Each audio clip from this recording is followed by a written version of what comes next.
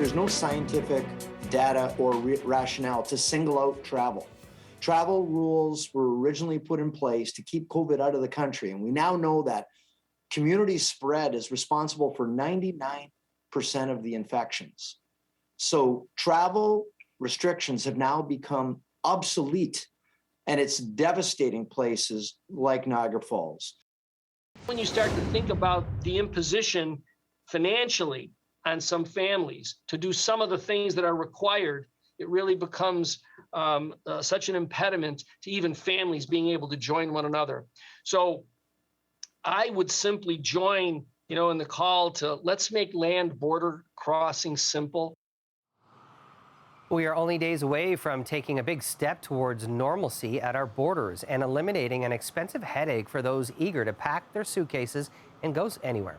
Well, as of Monday, after nearly 2 years, fully vaccinated travelers will no longer have to take a PCR test before arriving in Canada. But that doesn't mean you can come home with just your passport in hand. No, you do still need a rapid antigen test taken no more than 1 day before your scheduled arrival. But experts in the travel and tourism industry, along with border mayors who you just heard from, they want that test scrapped too. So for more on this, welcome to CP24 tonight. Susie Grynol, the president and CEO of the Hotel Association of Canada, and Barbara Barett, the executive director at Frontier Duty Free Association. Thanks to you both for spending your Friday evening with us. Barbara, to you first. Make the case for us. Why should rapid antigen tests go bye-bye as well? Well, firstly, I'd just like to underscore the plight of our stores. We sell only to cross-border travelers. We are 100% reliant on that travel going across the border, and our stores have been closed for for over 2 years now, and we were okay to do that as long as it was keeping Canadians safe. But medical experts now are saying that that's not the case, that travel is no more dangerous than any other activity. So why are we making border towns and border businesses suffer when it's not actually doing anything to keep Canadians safe?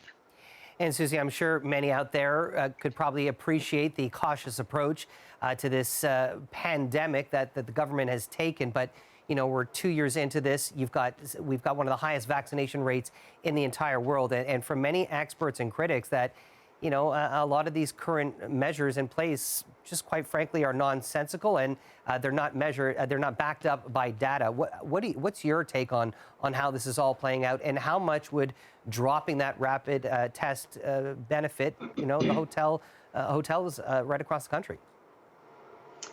Well, simply put, the rules that we have in place at the border don't follow the science. As you pointed out, we've moved from the PCR test to the option to take a rapid antigen test. But physicians and scientists in recent weeks have said that neither of those tests are necessary because we know that the spread is actually happening in the community, 99% of it. And yet we have these tests in place, which some would also argue could be deployed better within communities to help prevent some of that spread.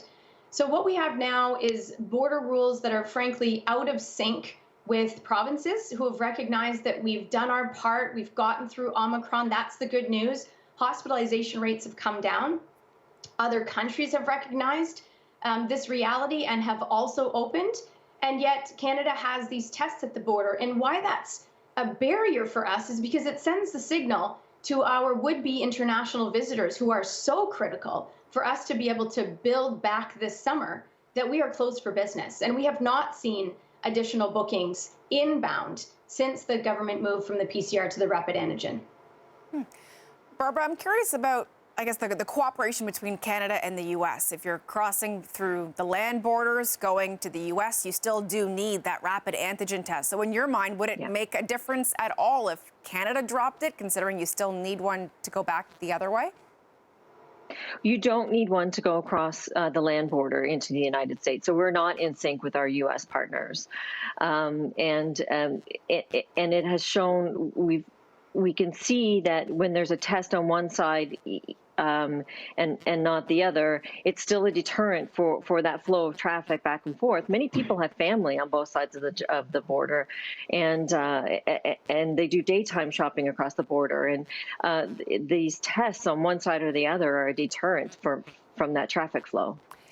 Susie, I'm curious. I'm guessing that the economic toll on the industry has been just outrageous, but I'm sure that there has been a bit of a rebound as things slowly start to open up. Where would you say the industry is right now in terms of pre-pandemic, and now that we're kind of into the into the vaccination campaign and much higher rates? In terms of where are we right now? Are we getting back to pre-pandemic levels? We are nowhere near pre-pandemic levels. We've been 23 months of sustained revenue loss. And just to paint a picture, there's hundreds of thousands of tourism and hospitality businesses in this country, most of whom are small and medium-sized businesses, including my hotel industry that I represent. Millions of employees, more than 2 million employees pre-pandemic were employed in the sector. They have suffered devastating loss. They're hanging on by a thread at this point in time, and we're in our off season, so we're not experiencing the rebound that you're describing at the moment, not yet, but we're hopeful that we will get this summer. The summer is so critical because we are a seasonal business. We have missed 2 summers in a row, so this summer is critical, and right now is the booking window for this summer. And the problem, as I said, is that Canada is not open for business. Barbara, your duty free is all reliant on cross-border shoppers. Where things are at with you in regards to pre-pandemic levels? We are 80 to 95% down from pre-pandemic levels. When we had that brief period of time when there was a no PCR test allowed or needed for a 72-hour window of crossing the border, we were 80% down. But now we're back to anywhere from 80 to 95% down to pre-pandemic levels. Barbara, I appreciated you clarifying that you don't need a rapid antigen test to cross to the U.S. That's just another one of these confusing things, because you do need a rapid antigen test to fly to the U.S.